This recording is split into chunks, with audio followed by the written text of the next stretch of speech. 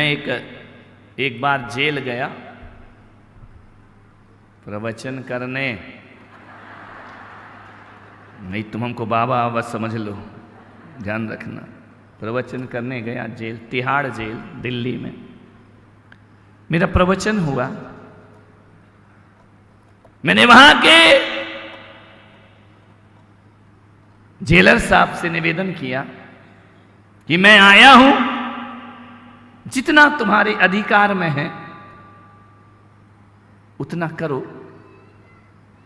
कैदियों को यदि तुम उनके अधिकार क्षेत्र में होता है, यदि अच्छा चरित्र होता है, सुधर जाता है, तो समय से पहले छोड़ दिए जाते हैं। जेलर साहब ने कहा कि अवश्य कोशिश करूंगा। प्रवचन के बाद जैसे मैं मंच से उतर के बाहर आने लगा, एक पेड़ के नीचे एक आदमी बैठा, जार जार आंसू बहा रहा। मैं पास गया, उसने हाथ जोड़े। मैंने कहा कि क्यों रोते हो? बोले महाराज आपसे एक प्रार्थना है कि आप जेल में चलकर आए हमारे लिए। आपसे एक प्रार्थना करता हूं कि जेलर साहब से बोल दो कि मेरी सजा कम ना करे, बढ़ा दी जाए। मैंने कहा ऐसा कैसा कह दी है? हर कोई तो निकलना चाहता है। ये कह रहा है कि मैं बाहर नहीं जाना चाहता हूं, मेरी सजा इतनी बढ़ाओ, इतनी बढ़ाओ, इतनी बढ़ाओ कि मेरी मौत इसी जेल में होना चाहिए। मैंने कहा अजीब आदमी हूं, तुम्हारा परिवार नहीं है, तुम्हारा घर नहीं है, तुम्हारे बच्चे नहीं है? बोले महाराज हैं। तो फिर क्यों नहीं जाना चाहते घर में? तुम्हारे बच्चे तुमसे इतने दिन की सजा में कभी मिलने नहीं आए? नहीं आए महाराज। तो मैंने कहा तुम जाओ, तुम्हारी सजा कम होने वाली है। बोले नहीं, मैं सजा बढ़वाना चाहता हूं। जेलर मेरे सामने खड़े थे। मैंने कहा कि क्या बोल रहा है? उन्होंने कहा कि क्यों सजा बढ़वाना चाहते? बोले महाराज मैं भी एक बहुत अच्छा आदमी था, यार दोस्तों के साथ रहकर मैं शराब पीना शुरू कर दिया, और जैसे ही शराब पिया मेरा भी एक परिवार था महाराज, मेरी भी एक पत्नी थी, हम दोनों बहुत प्यार करते थे, हमने जमाने को ठुकरा के प्रेम विवाह किया था। फिर क्या हो गया ऐसा जीवन में? बोले मैं शराब पीने लगा। पत्नी ने कहा देखो हर चीज बर्दाश्त कर लूंगी, गरीबी बर्दाश्त कर लूंगी, दाल रोटी खा लूंगी, चटनी रोटी खा लूंगी, लेकिन प्लीज पैसा कमाओ या ना कमाओ, ये नशा नहीं होना चाहिए जीवन में, ध्यान रखना। मती मेरी मारी गई, मैं दोस्तों में लीन हो गया, दारू पीते रहा, पीते रहा, पीते रहा। पत्नी रोज परेशान होती रही। एक दिन की बात है महाराज कि हम पति पत्नी में झगड़ा हो गया, और इतना झगड़ा कि पत्नी ने कहा कि अब मैं तुम्हारे साथ रहने वाली नहीं, अब मैं यहां से जाऊंगी, ये घर छोड़ूंगी, तलाक देती हूं मैं तुम्हें, क्योंकि तुम नशे से बाज आने वाले नहीं हो। मैंने भी कह दिया कल की जाने वाली आज चली जा। सारा प्रेम 7 जन्मों की कसमें एक ही जन्म में टूट जाती है मेरे भाई, ध्यान रखिए। पत्नी बच्चों को लेकर चली गई। इसने कहा कि चलो पत्नी गई, अब आराम से इस घर में रहेंगे। दोस्तों को बुलाया, शराब की बोतलें खोली, पूरे घर को शराब खाना बना दिया, शराब पीने लगा, मस्ती करने लगा, खाना बाहर से आने लगा। हम सब दोस्त मिलकर के महाराज शराब पी रहे थे। एकदम से दस्तक दी किसी ने दरवाजे पर। मैंने सोचा कौन है? दरवाजा खोलकर देखा तो मेरी पत्नी अपने बच्चों के साथ खड़ी थी। मैंने कहा तू तो भाग गई थी ना, आई क्यों वापस? बोले मैं गई नहीं थी, मैं यही देखना चाह रही थी कि मेरे जाने के बाद तू मेरे स्वर्ग जैसे घर का क्या हाल करता है। मेरे दोस्त सब शराब के प्याले लिए बैठे थे। पत्नी ने कहा निकलो बाहर यहां से, मेरे घर को बर्बाद करने तुले हुए हो, हे कोई भी यहां नहीं रहना चाहिए। मैंने, मेरी पत्नी ने बेइज्जती करके मेरे दोस्तों को बाहर निकाल दिया। और आज के बाद कभी इस घर पर देखने की भी हिम्मत की तो आंखें नोच लूंगी। पत्नी भी बड़ी वीरांगना रही, उसने कहा मैं बिल्कुल बर्दाश्त नहीं करूंगी, निकलिए मेरे घर से बाहर। महाराज मैंने रोका कि खबरदार, मेरे दोस्तों का अपमान नहीं होना चाहिए। पत्नी ने कहा मैंने दोस्त नहीं दुश्मन मानती हूं। दोस्त तो चले गए महाराज, मेरा क्रोध आप से बाहर हो गया। एक राड रखी थी लोहे की, और मैंने पत्नी के सिर पर वह राड जोर से गुस्से में मार दी। पत्नी लहूलुहान होकर वहीं गिर जाती है। बच्चे चीख रहे हैं, तड़प रहे हैं, मम्मी मम्मी करके तड़प रहे हैं। मैंने कुछ नहीं देखा नशे के नशे में, मैंने कांच की बोतल मारी। मेरी पत्नी चीख निकली तो मृत्यु को प्राप्त हो गई। महाराज कैसा सुख शांति भरा घर नरक में परिवर्तित हो गया। मुझे बहुत अफसोस है कि जिस पत्नी के लिए मैंने समाज से परिवार से बगावत की, उसी पत्नी का मैं हत्यारा बन गया। जब शराब का नशा उतरा तो मुझे अपने आप पे नफरत हो रही है महाराज कि मैंने अपनी पत्नी की हत्या कर दी। वो क्या चाहती थी? यही तो चाहती थी कि मैं अच्छा जीवन जीऊं। वो क्या चाहती थी? यही तो चाहती थी मैं इंसानियत का जीवन जीऊं, मैं नशा नहीं करूं। लेकिन ना जाने क्या मेरी मति मारी गई। अब जो समय गया तो गया, वह लौट कर वापस नहीं आता है। मान्यवर तुम इनका, अब तुम बच्चों के खातिर वापस क्यों नहीं जाते हो? बोले जैसे ही बच्चों को पता चला कि मेरी सजा खत्म हो रही है, बच्चे बड़े हो गए महाराज। 14 साल में बड़ी उम्र हो गई, समझदार हो गए। उन बच्चों ने हमें संदेश भेजा कि कोई जरूरत नहीं है तुम्हें घर में आने की। नफरत हो गई मेरे बच्चों को मुझसे। जब बाप को संभालने के दिन थे तब तो तुम जेल की हवा खा रहे थे। हम संभल चुके हैं, हम 17-18 साल के हो गए, अब हमें ऐसे बाप की जरूरत नहीं है। अरे बाप होता तो हम इंतजार करते। जिसने हमारी मां की हत्या की है उसे हम बाप मानने को तैयार है। नहीं, हम बिना बाप की जिंदगी जी लेंगे, लेकिन हत्यारे को अपना बाप मानने को तैयार है। अब बताओ महाराज मैं किसके लिए निकल के बाहर जाऊं? बच्चे तो हमको देखना भी पसंद नहीं करते हैं। इसलिए मैंने कहा कि मेरी सजा बढ़ा दी जाए। बाहर निकल के करूंगा क्या? एक बात याद रखना, लोग कहते हैं शराब पीने के बाद आदमी बेहोश होता है, लेकिन मेरे महावीर कहते हैं कि शराब पीने के बाद आदमी बेहोश नहीं होता। बेहोश आदमी ही शराब पिया करता है। ध्यान रखना, जो होश में जीते हैं वो कभी शराब नहीं पिया करते हैं। बेहोशी तो हैं वो लोग, सिगरेट के पैकेट पे लिखा है नैतिक चेतावनी, सिगरेट पीना स्वास्थ्य के लिए हानिकारक है, फिर भी आदमी पी रहा है, तो बोलो वो होश में है या बेहोश है? ध्यान रखिए।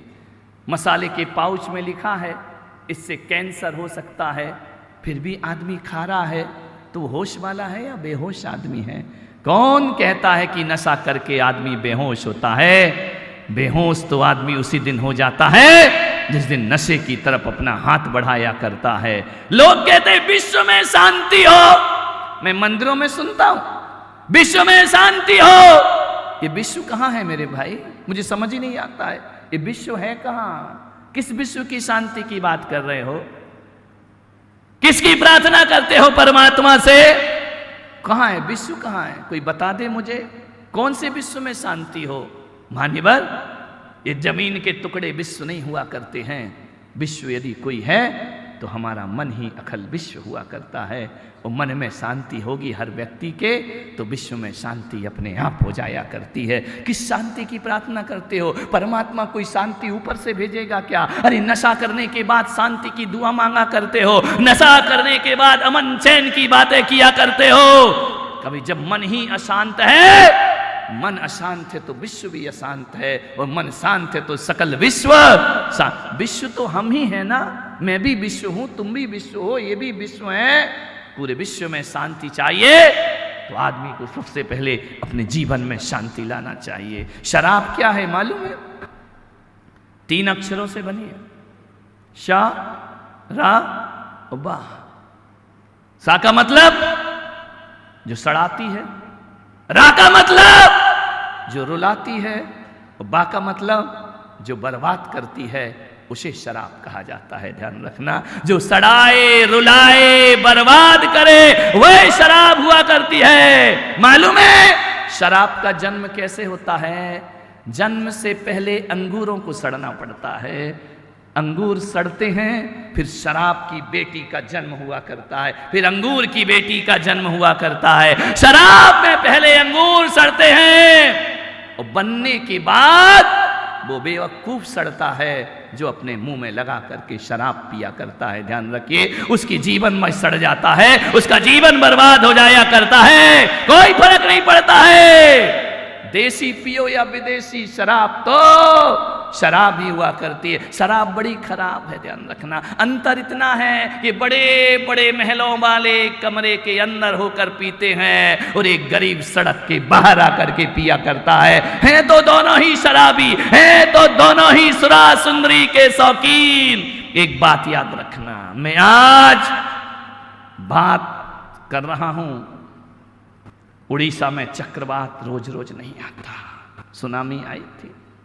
उड़ीसा में चक्रवात रोज रोज नहीं आता है। गुजरात में भूकंप हर साल हर महीने नहीं आते हैं मेरे भाई, और राजस्थान में सूखा हमेशा नहीं पड़ा। इस बार तो पूछो ही मत, झमाझम बरस रहा है राजस्थान, गलियों में पानी पानी। हाँ, उदयपुर बचा है, बाकी सब जगह भर रहा है। ध्यान रखिए, सोचना है आपको। रोज नहीं आएगा चक्रवात, रोज नहीं पड़ेगा सूखा, लेकिन एक तूफान ऐसा है जो हर दिन आता है, हर घड़ी आता है, हर पल आता है। शहर में भी आ रहा है, गांव में भी आ रहा है। वह तूफान कोई तूफान है तो बोतल का तूफान हर घर में आता है मेरे भाई। एक बार क्या हुआ, और एक बात और याद रखना, कितना भी बेहोश आदमी हो, कितना भी शराब पिया हो, कितना भी नशे में धुत हो, शराबी कभी भी बीच सड़क पे नहीं चलता, किनारे किनारे चलता है, साइड साइड में। उसे मालूम है नशेड़ी भंगेड़ी एक गाड़ी धक्का मारेगी तो लाश उठाने वाला कोई नहीं मिलेगा। इतना होश तो उसको भी रहता है, किनारे किनारे चलता है। और जैसे किनारे किनारे चलता है, तो आपको मालूम है सड़क के किनारे क्या होता है? बोलो बोलो, ऋषभ देव वालों को तो ज्यादा मालूम होगा। बड़े मंदिर जाओ तो किनारे किनारे क्या होता है? देखो, नाली होती है ना। नाली किसे कहते हैं मालूम है? क्या होती नाली? बोलो भूपेंद्र जी, नाली क्या होती? नाली जिसमें गंदगी बहती है, बस। इसके अलावा तुम्हें कुछ आते ही नहीं है, क्या कर सकते? हमारे प्रवचन सीखो जरा। नाली वो नहीं होती है जहां पर गंदगी बहा करती है। शराबी से बड़ा गंदा कौन होगा? ध्यान रखना है। वह नाली वो होती है, गंदगी बहे वो नाली नहीं। गर्मी के दिनों में सूकर और कुकर का एयर कंडीशनल रेस्टोरेंट, ये दोनों वहीं आराम फरमाते मिलते हैं। ध्यान रखना, गर्मी ज्यों ज्यों बढ़ेगी सूकर भी फरमाएंगे आराम। एक बार सूकर और कुकर कहीं घूमने गए थे।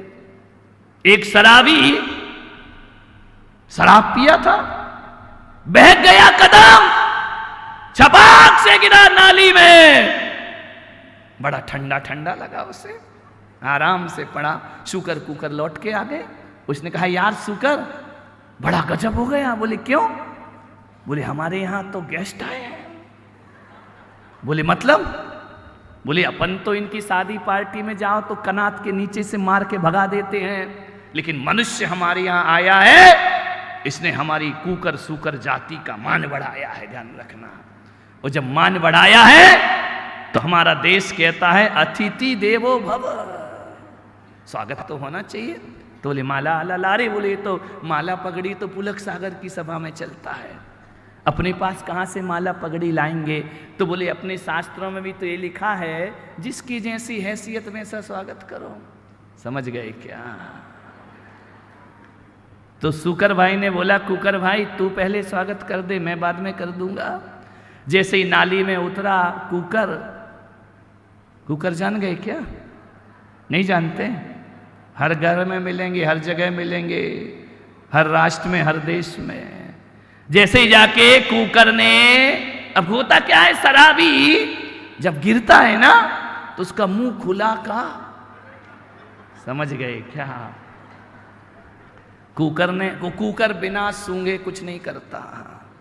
पहले जाकर के उसने सूंघा, उसने कहा धत तेरे के इंसान, जिसे मैं नहीं पीता उसे तू पी रहा है, ध्यान रखना। कुत्ते ने कहा कि जिस शराब को हम नहीं पीते हैं तू हमसे भी बदतर हो गया, शराब पीता है। तो ले बेटा, जब ये पीता है तो ये भी, समझ गए क्या? 3 पांव धरणी धरे, 1 पांव आकाश। कुछ लोगों को घर में जाके समझ में आएगा ये दोहा।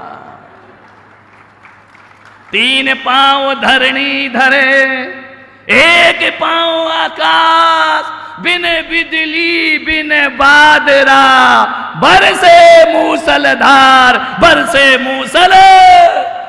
जैसे ही बरसात हुई, हल्का उदाहरण है, लेकिन क्या करें, सुधरो कैसे? तो सुधरो यार तुम लोग, ध्यान रखिए। मालूम है शराबी के मुंह से निकला मधुरम मधुरम।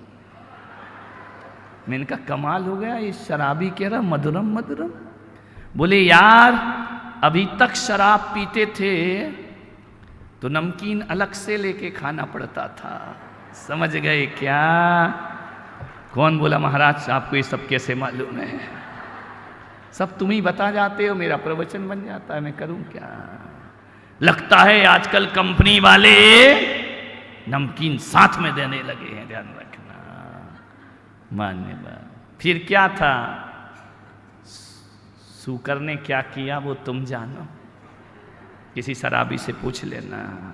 मान्यवर, नदी तालाब में गिरकर जितने लोग नहीं मरा करते हैं, उतनी शराब की बोतलों में गिरकर लोग दुनिया से विदा हो जाते हैं।